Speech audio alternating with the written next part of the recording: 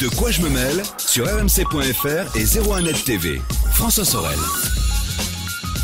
Voilà de quoi je me mêle, l'actualité des nouvelles techno. Je tiens à remercier Florian Beaufreton et Pierre Thielin qui sont aux manettes aujourd'hui, qui vous permettent à la fois d'écouter de quoi je me mêle en version audio dans de bonnes conditions et puis aussi de le regarder en vidéo sur 01net TV et sur rmc.fr. Eh bien cette semaine on va retrouver Pépé Garcia, les amis, il est là. Salut Pépé. Bonjour François, bonjour tout le monde. Comment allez-vous François? Comment allez-vous? Bien, mais Pépé, quand vous êtes là d'un coup, il y a un arc-en-ciel qui arrive dans ce Vous vivez studio. que pour moi, ça me gêne terriblement, mais enfin c'est comme ça. Presque. C'est terrible. Mais les auditeurs frétillent d'impatience en Je vous sais pas, on a attendant plein de trucs à régulièrement dire, dans en De tout quoi cas. je me mêle, On bien a sûr. plein de trucs à dire, super. On va parler d'un salon audio-vidéo qui se déroule bientôt à Paris. Oui. On va parler aussi d'un produit assez bizarre qui vous permet d'avoir de l'ultra haute définition, mais qui fait aussi du jeu vidéo, qui tourne sous Android. C'est un peu mystérieux. On va en parler dans quelques instants. On va parler aussi d'une nouvelle enceinte Bluetooth qui vaut sans doute son pesant de cacahuètes, puisque Ou pas. ou pas, Ou pas, François. ou pas. Peut-être Parce qu'on n'a que même il pas faut- des cacahuètes avec ça. Peut-être qu'en effet, on n'a que ce qui reste des cacahuètes, on n'en Oh, sait rien. le suspense est terrible.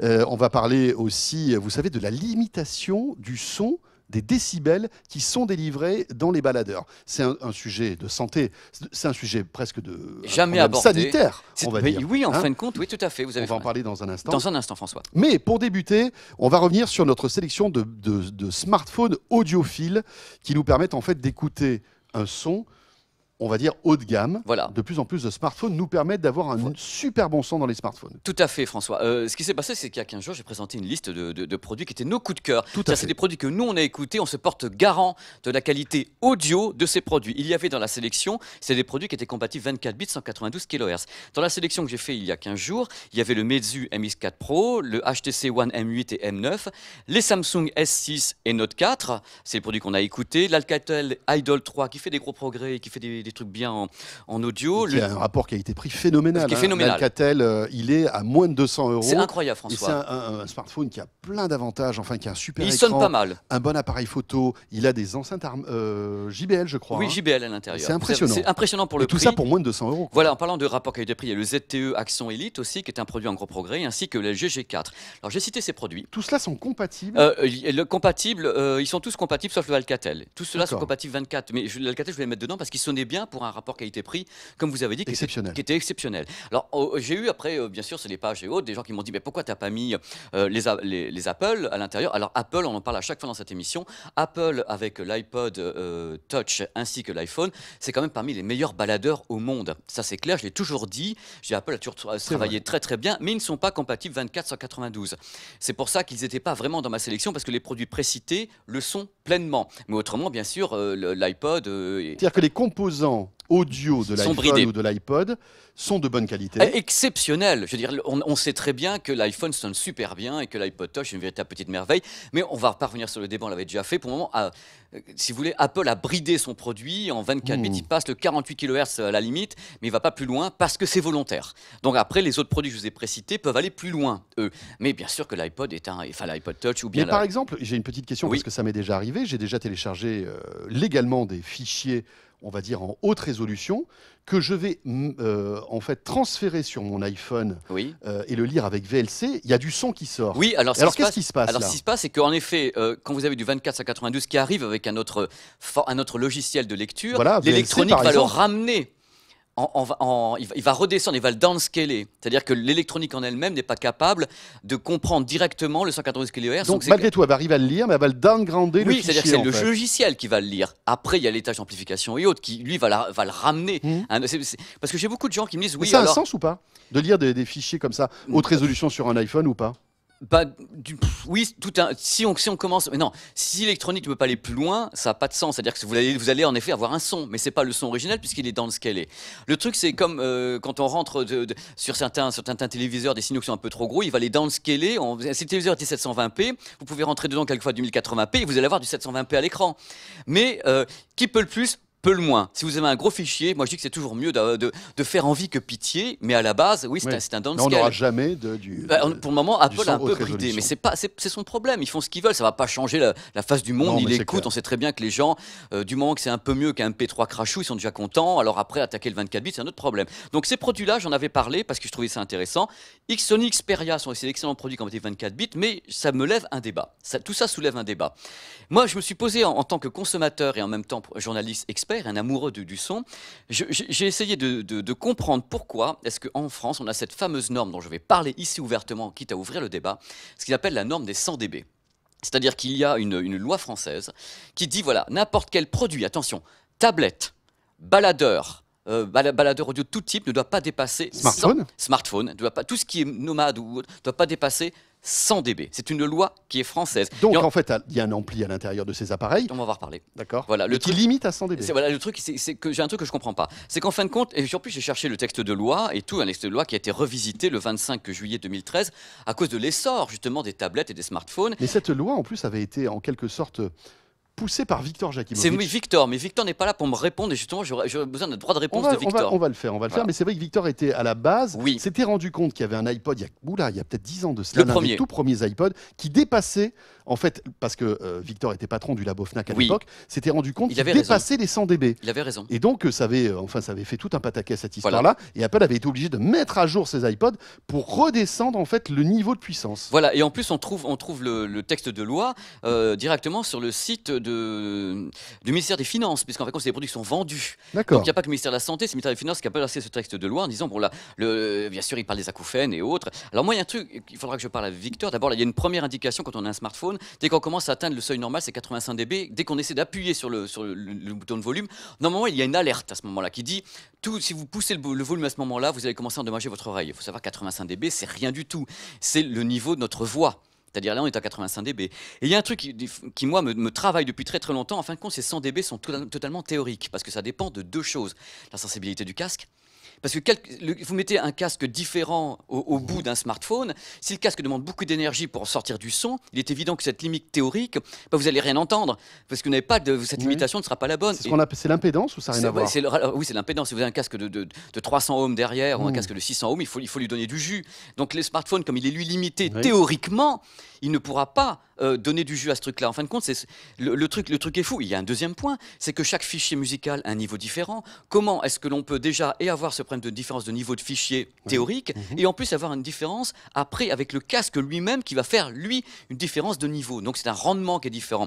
Donc pour moi cette loi, même si Victor, justement je voudrais en parler avec lui, a été votée par les Français et donc ça a été fait, je trouve ça stupide parce que regardez les matériels comme les baladeurs hi-fi qu'on vend en Asie ou ailleurs, des baladeurs qui coûtent 1000, il n'y a jamais de limitation dessus. Non. Parce qu'on considère qu'on peut mettre n'importe quel type de casque, il aura besoin plus ou moins d'énergie et de ce fait on dit aux gens, bah écoutez, c'est vous qui allez régler votre volume parce que comme ça vous entendrez quelque chose. Moi j'ai testé des tas de smartphones, donc ceux qui sont précités ici, dont certains j'étais le volume à fond avec des casques à 30 ou 35 ohms, et je dis mais c'est quoi ce délire, on n'entend rien du tout. Ça dépendait des tas de choses et c'est mon petit coup de gueule parce que ok, on faut dire aux gens protégez vos oreilles, acouphènes et autres, mais est-ce que les gens sont suffisamment stupides pour pas comprendre que quand ça fait mal aux oreilles, moi je pense qu'il faut laisser... Et c'est surtout donc une forte puissance avec une écoute prolongée qui est dangereuse. Oui, c'est pour l'écoute prolongée, mais en fin de compte, l'écoute prolongée, attendez, vous êtes dans le métro, vous ouvrez les vitres du métro dans les tunnels, vous avez les freins, on est à 95 dB, évidemment, vous avez un train qui freine dans une gare, on est à 103 dB, à un moment donné, on se protège de tout. Je comprends très bien qu'il faut mettre des normes, mais là, c'est des normes que je trouve handicapantes. Et puis, il y a aussi un truc étonnant, je ne sais pas si vous l'avez remarqué, mais il y a le Bluetooth. Et le Bluetooth, quand vous branchez un casque Bluetooth sur un smartphone, le son est plus fort que si vous le branchez avec un fil. Et là, je pense qu'on dépasse allègrement les 100 parce que dB. je pense que c'est pas le même truc qui rentre en ligne de compte. Exactement. Et en fait, je pense que les casques Bluetooth ne respectent pas cette norme-là. Je suis content que vous m'en parliez parce que c'est ça, François. Il y a des moyens. Alors, je vais vous dire un truc que j'aurais pas dû dire, c'est que j'ai acheté dans ma carrière, dans ma vie, parce que je suis un passionné, plusieurs iPods quand c'est sorti. Et je trouvais que le niveau de sortie des iPods, justement, après la correction du premier, était en effet pas suffisant. Et j'étais obligé de télécharger un logiciel. Oui, on se souvient. Qui débridait. Donc, c'est quand même pas normal que nous, consommateurs, on a à télécharger ils existent sur les smartphones. le logiciel existe toujours, qui débride ce niveau de sortie, parce qu'en fait, ces produits sont calculés, sont faits pour être vendus avec des écouteurs, qui sont donc le truc est fait pour aller avec. Dès que vous changez d'écouteur, vous balancez un autre casque qui est peut-être plus demandeur en énergie. Par contre, lui, il le sait pas. Il continue à brider derrière. Voilà, et donc vous avez un son plus bas. Et voilà, un son plus bas. Et donc je suis contre, parce que j'estime que les gens doivent être libres de faire ce qu'ils veulent avec leurs cheveux. Et non, mais c'est un petit coup de gueule, parce qu'en plus, c'est un truc qui est étatique, et que je comprends. J'espère qu'on fera cette émission, François, on pourra parler avec Victor et qu'il me dise pourquoi vous savez quoi, cette norme théorique a été pondue. On va organiser un symposium avec formidable. Victor, ça va être top. Pépé. Je suis super content qu'on puisse en parler avec lui. C'est très bien. Voilà. Alors, on a parlé de ça, c'est bien. On va parler maintenant de ça. Alors, vous allez l'ouvrir pour les gens qui... Bon, voilà, je vais décrire la chose. J'ai une nouvelle petite enceinte qui est une concurrente de... Je l'ouvre là, j'y vais. Allez-y. Toutes les petites enceintes qui sont actuellement des enceintes donc circulaires, ce sont des cylindres. Alors, en fin de compte, là, il y a un petit casque, le petit câble pour le petit câble, ce sont des cylindres. C'est la nouvelle enceinte de chez Creative qui s'appelle Free. Alors, d'abord, le prix est très light. Regardez un peu, voilà comment elle est mignonne. C'est un produit qui a un avantage. Déjà premier, c'est qu'on peut la poser droite ou bien l'écouter en stéréo en étant à plat sur un bureau. Voilà, je vous regarde en même temps. Vous êtes là, il y a un côté téléachat, vous êtes en train de bouger votre enceinte. Et pour 499 €, c'est un petit peu ça. Vous pouvez la payer en 10 fois sans frais. Alors d'abord, ce modèle créatif, c'est un modèle qui est bien sûr Bluetooth, qui a 2 radiateurs passifs. Donc les radiateurs passifs, on sait, ça permet d'avoir un petit peu de grave, et 2 HP à l'intérieur. Alors il y a un truc qui a commencé à me faire tilt sur cette Sound Blaster donc, de chez Free, c'est qu'elle est annoncée avec un son sur 360 degrés. Oh là là. J'aimerais savoir comment, étant donné que les haut-parleurs sont sur l'avant. Je veux pas être méchant, mais personnellement, quand on se met derrière l'enceinte, on n'entend rien, les enfants. Donc, je sais pas, moi, je suis quelqu'un de logique. La boom 360 degrés, parce que justement, c'est radiant. Là, les haut-parleurs sont dirigés vers l'avant. Donc, ça commence. Ça commence bien. Ça commence bien. Cette histoire-là. Ah, cette histoire-là commence bien. Alors, deuxième truc, parce qu'il y a un truc quand même super sympa, c'est qu'elle peut être utilisée en Bluetooth ou bien en filaire. Et également, elle peut être reliée en USB direct pour être une carte son externe. C'est-à-dire qu'on peut faire passer le son à l'intérieur directement par l'USB. Donc c'est génial. Ça, c'est la particularité de Creative, qui au départ faisait des cartes son. Ben, bien sûr, c'est dans leur univers. Donc tout ça, je trouve ça très bien. En plus, on peut, une fois qu'on a appairé, changer les morceaux, on appuie sur des boutons et tout. C'est une enceinte qui fait gourde aussi, vous avez vu oui. Et oui, qui fait gourde. Bien sûr, moi je l'ai écouté, j'en écoute plein tout le temps. Alors moi je me pose la question de savoir pourquoi avoir mis tant de choses à l'intérieur, c'est-à-dire en effet la possibilité d'être relié en USB et autres pour un son qui est quand même très plat. C'est-à-dire que le problème de cette enceinte, c'est qu'elle est sympa, alors elle sature très rapidement, en plus elle sature rapidement et il y a un bouton loud. C'est-à-dire que non seulement elle sature assez rapidement à mon avis, et quand on appuie le loud... Donc ça rajoute des basses et c'est encore pire. Elle essaye de faire ce qu'elle peut, mais c'est encore pire.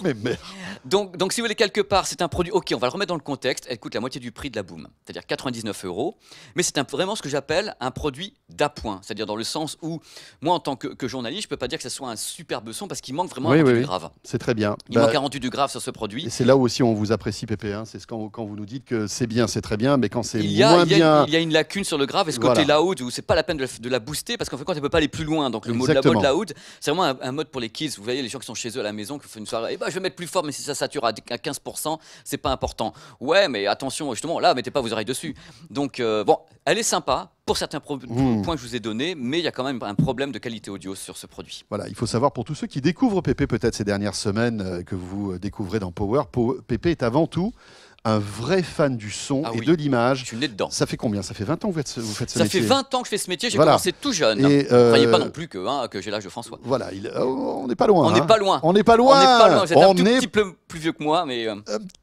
Chouïa. Et donc, il a une vraie expertise dans le domaine du son et de l'image. Et j'adore ça. Vous savez, il n'y a pas beaucoup de journalistes en France, et je dis pas ça parce qu'il est là, qui ont cette expertise dans le domaine du son et de l'image. Et on est très heureux de l'avoir. C'est très gentil. On poursuit avec cet appareil un peu chelou, qui est là. Il faut en parler. Qui est, on dirait, je sais pas trop en dire. Moi, ça me fait penser, je l'ai dit dans 01 Live Hebdo avant-hier, ça me fait penser en fait à un routeur Wi-Fi. Mais je crois que c'est fait pour. Enfin, en plus, bon, c'est pas vil. Mais en même temps, c'est un routeur Wi-Fi. Vous l'avez enlevé du socle, on dirait une tablette à un moment donné. Oui, c'est vrai. Alors, qu'est-ce donc? C'est la NVIDIA Shield Android TV. C'est une console TV, en fin de compte. C'est un produit qui est totalement atypique, mais à 150%, parce que, à ma connaissance, c'est pas pour jeter des fleurs à Nvidia, c'est le premier qui est capable de comprendre les signaux en 4K en 60 images par seconde. C'est la première console qui est capable de diffuser vraiment la nouvelle norme Ultra HD au niveau débit image, 60 images par seconde. Les autres ne sont pas capables. Par exemple, la Freebox Mini 4K. À ma connaissance, le 4K en 30 images par seconde, pas en 60. Il faut savoir que la norme UHD, justement des Blu-ray et autres, autorise le 60. Et il y aura des diffusions en 60 images par seconde. Parce que tout se joue actuellement sur non plus l'Ultra HD, mais les normes qui vont avec, HDCP et autres, et donc les vitesses, enfin le débit image. Alors c'est ce que moi j'appelle... Parce que voilà, 60 images par seconde, c'est plus de fluidité, c'est plus de... Oui, voilà, c'est plus de fluidité et je pense qu'il y aura beaucoup de tournages de sport notamment. Alors j'ai fait un truc parce que je suis allé à Londres, j'ai fait exprès d'aller filmer le débit nécessaire pour que ça fonctionne. Les gens qui ont l'image pourront voir à l'écran les débits Wi-Fi. Regardez, 26, 27, regardez un peu les débits. Voilà, et ça c'est les débits parce qu'ils sont en train de jouer en 1080p uniquement. Ils sont en train de faire un streaming en 1080p, donc on peut considérer que le débit va de 15 à 20 à 30 mégabits seconde pour pouvoir utiliser la Nvidia Shield pour pouvoir jouer en streaming. Ou bien pour pouvoir diffuser peut-être des films par Netflix, parce que j'ai toute une série, j'ai tout préparé, de choses avec les applications qui sont intégrées à l'écosystème de la Nvidia Shield, puisqu'il y a Netflix, YouTube. Alors YouTube, bien sûr, il y a des programmes dessus qui sont en 4K. Bien sûr, bien sûr. Donc il y a Canal Play, il y a France Info, Dailymotion, il y a Film Google Play, il y a la musique également. Bref, ce produit, il faut savoir un truc, c'est qu'il a besoin... Mais là, c'est pas forcément, il n'y a pas de contenu 4K forcément dans toutes ces applis. Non, mais Netflix, de toute façon, c'est pour la France en projet, ou c'est déjà en route. YouTube, il y en a. C'est pour donner une idée que c'est un produit qui est polymorphe, parce que s'il n'y a pas assez de connexion en Wi-Fi, il peut servir de disque dur. C'est avec les trucs que vous pouvez stocker dessus, il pourra vous recracher, ou même vous pouvez les télécharger à un autre débit, mais vous ne serez plus en streaming. Ce que vous êtes en train de dire, c'est que finalement, derrière ce truc un peu bizarre, on a l'un des tout premiers lecteurs Ultra HD. Bah oui. Disponible. Bah oui, un produit qui en plus, bien sûr, comme c'est Nvidia, à l'intérieur, vous avez vraiment tout ce qu'il faut au niveau du quad-core, 64 bits, 3 Go de mémoire, donc il y a un storage de 500 Go, elle va très vite, HDMI 2.0 dernière norme, de USB 3.0, donc elle va très très loin, et pour un prix qui est quand même assez light, je trouve, cher François, parce qu'elle coûte 199 € nu, et bien sûr, si vous pouvez prendre la petite télécommande, elle coûte 49 €, le stand coûte 29 €, et vous avez bien sûr le contrôleur Nvidia Shield qui est un contrôleur à 59 €. Donc moi ce que j'aime dans ce produit, c'est le côté je fais un peu tout. Et en plus je suis déjà tourné vers l'avenir parce qu'à l'intérieur il y a suffisamment de puissance et de mémoire pour arriver à comprendre des signaux Wi-Fi en très haut débit qui sont en même temps Ultra HD et même du streaming en 1080p. Donc pour ça... si on a une télé Ultra HD, c'est pas délirant de de tomber là-dessus. Voilà. Et à l'intérieur, on a accès à GeForce Now, qui est bien sûr le service de jeu à la demande en streaming de Nvidia. Donc ce produit est très très intéressant. Il y a Chromecast directement intégré et Google Voice. C'est-à-dire que c'est un produit qui dépend bien sûr du débit, François, quand on doit le mettre en ligne, mais même sans le débit, elle peut déjà vous rendre des services. Oui, puisqu'il y a une bonne puce qui lit de la 4K. Disons qu'il y a déjà une architecture, elle est compatible avec les smartphones Android et iOS en plus. À tester, parce que c'est en cours chez nous. Moi, je ne l'ai pas encore complètement testé à fond. Voilà, et en fait, l'équipe de 01net TV et de 01net, le labo, est dessus. On va terminer avec un rendez-vous dédié au home cinéma pour tous les passionnés de home cinéma, de son et d'image. Un rendez-vous à ne pas manquer à Paris bientôt. Oui, tout à fait. C'est un rendez-vous qui aura lieu le samedi 17 et dimanche 18 octobre à Paris. C'est le grand festival son et image. C'est un truc unique en France. C'est un festival qui se tient à l'hôtel Novotel à Paris. L'entrée, c'est 20 € ou bien moins 50% s'il y a préinscription en ligne sur le site du festival son et image. C'est un endroit où on va retrouver toutes les grandes marques qui font l'audio et l'audio-vidéo actuelle. Il y a bien sûr Cabas, De Vialet, Focal, il y a Sony, Epson, Yamaha. Tout le monde peut aller voir, ce sont des shows et les gens peuvent essayer les matériels. Il y a des salles. Génial. C'est-à-dire qu'il y a des salles d'écoute de produits, il y a des trucs en 4K chez Sony, il y aura des stands où on pourra écouter de la hi-res. Donc c'est plutôt sympa si vous aimez le son, l'image. Si on est passionné de home cinéma, c'est vraiment le rendez-vous. Voilà, des objets connectés également. Donc c'est samedi 17 et dimanche 18. Novotel Paris, Tour Eiffel, le matin au soir. Et c'est plutôt mignon. Voilà. Parfait. Il faut y aller. On verra Pépé ou pas? Moi, si je peux, j'y suis, mais je crois que je rentre d'un petit voyage au Japon. Je ne sais pas dans quel état je serai, parce que j'y passe quand même un petit moment pour tourner plein de choses pour Power. C'est cool. Et voilà, c'est top cool, je suis super content. On peut pas être plus heureux. Mais merci à vous, François. Voilà, Merci tout le monde. Pépé Garcia, vous le savez régulièrement dans De quoi je me mail. De quoi je me mail est terminé. Merci d'avoir été avec nous pendant cette heure entière dédiée aux nouvelles technologies. On sera là bien sûr vendredi prochain. D'ici là, portez-vous bien les amis. Et puis n'hésitez pas, mon Twitter F Sorel, la page Facebook de quoi je me mail. Vous cliquez sur j'aime pour partager votre passion dédiée aux nouvelles techno. Pépé qui de temps en temps fait des petits coucous sur la page Facebook de quoi je me mail. Ah oui, Donc, mais j'aime bien profitez-en. parler avec les gens, moi, j'adore ça. Eh bien c'est cool. Super question en plus. À très bientôt et bon week-end à vous tous. De quoi je me mêle sur rmc.fr et 01net TV.